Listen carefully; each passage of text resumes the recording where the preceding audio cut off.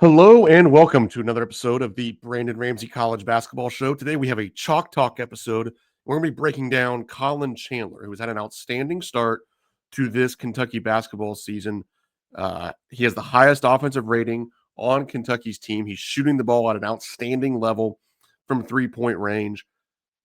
But we've also seen some defensive deficiencies from Chandler here in these first few games of the season. We want to talk about a little bit about the kind of the dichotomy of Collin Chandler, how he still needs to improve some of the improvements that he has made from his freshman season, and then also just sort of highlighting the leap that he has made here as a sophomore. But first, if you're watching this video, please leave it a like. Also, make sure you're subscribed to the Brandon Ramsey College Basketball Show here on YouTube, and go give me a follow on Twitter at BRamsey KSR. But let's go ahead and dive into the film room here. We're going to start with Collin Chandler's shooting ability and what he has done this season from three-point range, which quite frankly has been incredible. Here's a big-time shot late in the game against Louisville. And something we talked about going in to this season was, will Kentucky have the elite shooting that it takes to run a Coach Pope offense and to compete at the highest levels of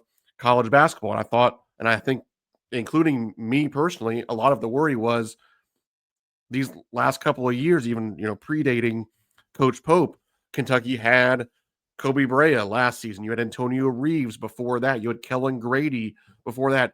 Was anybody on this team going to be able to step up and be that level of an elite shooter? And quite frankly, I think that the answer was what was going to be no. And to this point, honestly, Collin Chandler has been able to step up and be in that realm. He has 20 of 41, 48.8% from three-point range so far this season through 7 games. When you look back to some of the historical best shooters at Kentucky in recent memory, Kobe Brea through 7 games last season. Now, this was just next level elite, but he was 25 of 37. That's only 5 more threes than Kobe Brea had, or than Collin Chandler has right now. Antonio Reeves in his second season in Lexington through 7 games, 20 of 37. Collin Chandler's 20 of 41, so he's right on that pace. Kellen Grady took him a while to get going in Lexington. He was only 10 of 23 through his first 7 games in a Kentucky uniform. And this isn't just coming against some of the lower rated teams on Kentucky's schedule. Collin Chandler is 6 of 12 from three-point range against Louisville and Michigan State this year as well. And it goes back to last season. Here's a clip from the NCAA tournament against Troy. Since March 1st of 2021, or March 1st of 2024, or sorry, I'm going to try this a third time. Since March 1st of 2025, Collin Chandler is 32 of 64, 50% from three-point range. So we have a pretty large sample size here dating back to the last 7 or 8 games of last season where Collin Chandler has been an elite level three-point shooter. And it also leads to him being able to cut more to the basket. As you see here, Kentucky gets into zoom action against Michigan State. Look at how Cohen Carr jumps out here to overplay Collin Chandler on the perimeter. Quick little back cut. Great Malachi Moreno pass for a layup. So Collin Chandler really has emerged as a big-time shooter at Kentucky, and certainly to this point, 2041, that's one of the best shooters in all of college basketball. If he can continue this, and like I said, he's shown it against Louisville, Michigan State already as well. So it does appear that this level of shooting for Collin Chandler can be sustainable. Is he going to shoot 48.8%? No, probably not. But can he make close to 3 threes a game at 40% plus? To me, it's looking like, based on the sample size we have, again, going back to March 1st of last year, that he really can be that level of shooter for Kentucky. However, there are some issues on the defensive end of the floor. Overall, I actually grade Collin Chandler as one of Kentucky's better defenders, and we'll see some of those clips in this next little segment of this video, but he has some really confounding errors on the ball screen. This is part of Kentucky's issues right now defensively as a whole. Is like, whose fault is this? Is this poor game planning by the staff? Is this not paying attention to scouting report specific stuff on Collin Chandler's point? From Collin Chandler's point of view, because when you watch these next 2 clips in sequence with one another, the decisions make absolutely zero sense. Here's Collin Chandler in this first clip guarding one of Tennessee Tech's best shooters, and you can see where the ball screen is being set. It's being set at 18 feet or so. So that this is one a lot of times you're going to either want to switch this or go over because it's being set pretty low. And then you're always going to want to go over when you're guarding a 40% 3-point shooter. However, even with it being set so low, Collin Chandler fights his way underneath this. Obviously, gets rolled into a little bit here because the guy's doing a good job. And then you give up a wide open jump shot to a 40% 3-point shooter, is even going to be higher percentage from right here. So you go under a low set ball screen when guarding a shooter. Now, here's the very next possession against Tennessee Tech. Now, Collin Chandler's matched up on Tennessee Tech's starting point guard. I believe he came into the game shooting like 14.3% from 3-point range. This guy's a non-shooter. He is a driver averaging over 4 assists per game. Now, look at where this ball screen is set. Both feet are outside of the 3-point arc. And again, you're guarding a non-shooter. But this time, Collin Chandler fights his way over the top. And what does that lead to? A wide open layup. So those two decisions in concert with one another make zero sense because the decisions you would think almost objectively would be the opposite. A low set ball screen against a high percentage shooter, go over it. A higher set ball screen against a non-shooter, go under it. And Collin Chandler did the exact opposite in both clips. Is that his fault? Is that something from the coaching staff? Is that a lack of game planning and scouting report stuff? I don't know, because the mistakes are so different on a possession-to-possession basis. It can be really hard to tell.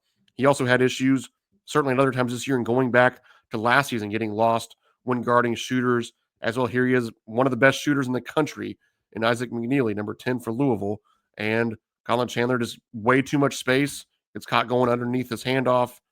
Wide open three to begin the game from McNeely. That was certainly an issue in those games. But then you see other times where he utilizes athleticism and he plays so hard defensively that sometimes it looks perfect. And that's why overall he still rates as one of Kentucky's better defenders, because he can be really high level.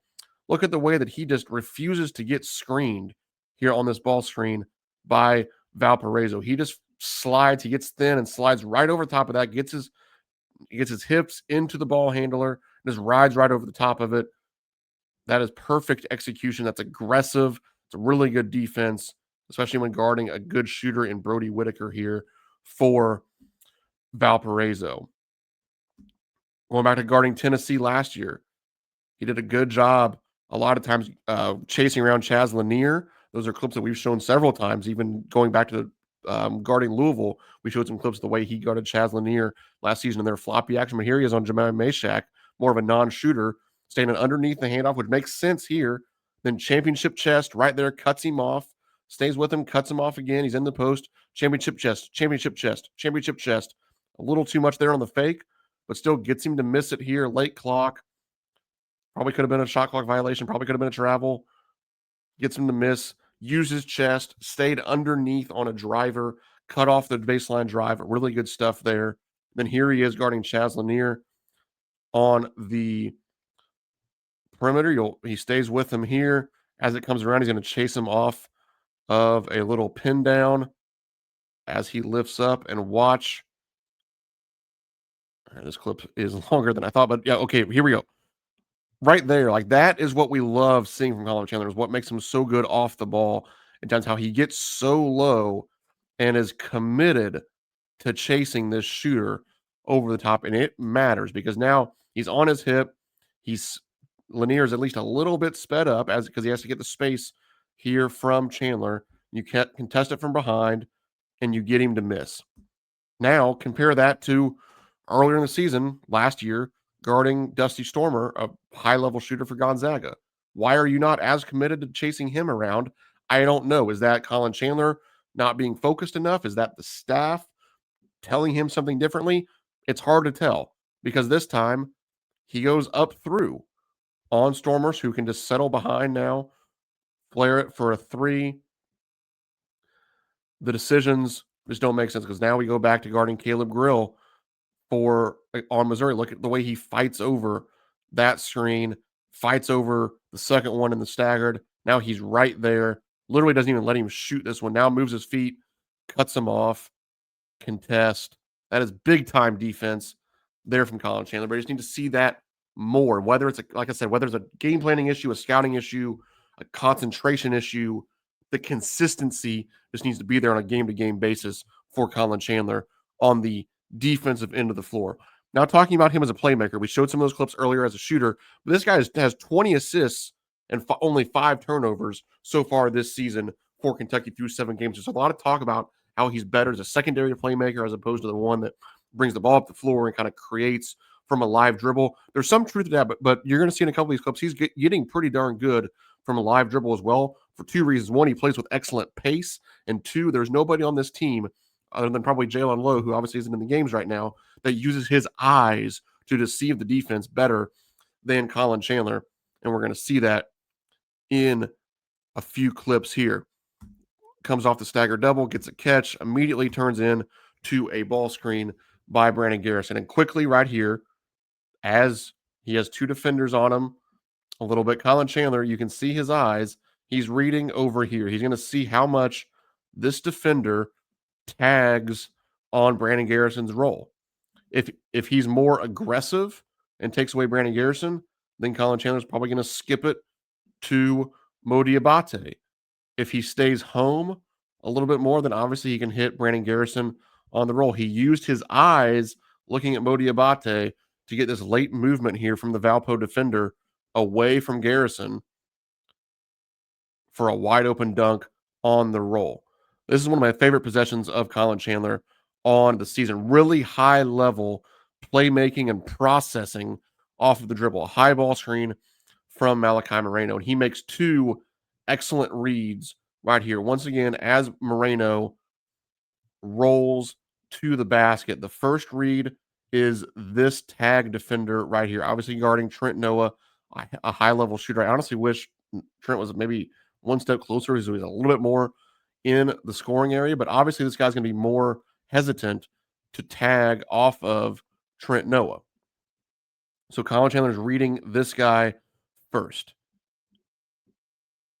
As soon as Moreno gets lower than the tag, Chandler knows he doesn't have to worry about that guy. So now he is reading this defender, Cam Williams, who's spacing out towards the corner after cutting through. Again, a high-level shooter. Chandler kind of stalls him a little bit here with this eye contact. That defender knows he's being read. I probably need to tighten up to an elite shooter. And now there's just enough space where Chandler knows he can throw it up here to Malachi Moreno. Is being able to process all of that, again, from a live dribble, really high-level stuff. Collin Chandler is getting better at it as we speak. Again, 20 assists, 5 turnovers. That tells the story for Collin Chandler. And I think that he can be more and more of a playmaker. Is he going to make a million plays like this off of a ball screen the way that Jalen Lowe would? No, probably not. But he is comfortable doing it, probably as comfortable doing it as anybody on this Kentucky team at this point, quite frankly, because he plays with great pace, because he processes at a high level, and he uses his eyes so well when reading and deceiving the defense. Here's another. This is just a great offensive possession overall from Kentucky because of the pacing of which they get into their action. Chandler turns the corner, nothing there. Live to fight another day. Jasper Johnson probes. Now you get the shot fake, the drive. Watch the pace on this second drive by Collin Chandler to really freeze this defender and either see if he's going to step over and help.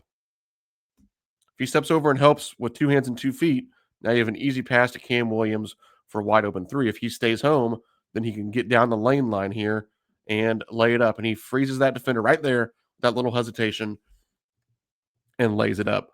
Collin Chandler has been outstanding so far through 7 games for Kentucky. He's made that sophomore leap that so many of us were expecting from him and projecting of him this season. Does he need to tighten things up on the defensive end of the floor? Absolutely. We need to see that consistency from him. But if he does that, if he consistently plays to his ceiling as a defender, you're talking about a guy that's not only going to rise up NBA draft boards in a hurry because of his athleticism and the way that he can shoot the basketball, and as we showed, his secondary playmaking ability, but you're also going to see a potential all-SEC caliber player this season from Kentucky, a team that really needs some star power this year, really needs some guys to step up, especially in the absence of some of their key players. Jalen Lowe right now, Jaden Quayton still for a little while. The sophomore leap, if it continues for Collin Chandler, is going to be absolutely huge for the Kentucky Wildcats this season. I hope you enjoyed this Chalk Talk episode. Again, please leave this video a like. If you are watching, make sure you're subscribed to the Brandon Ramsey College Basketball Show here on Twitter, and go give me a follow on YouTube, and go give me a follow on Twitter as well at BRamseyKSR. Thanks for watching.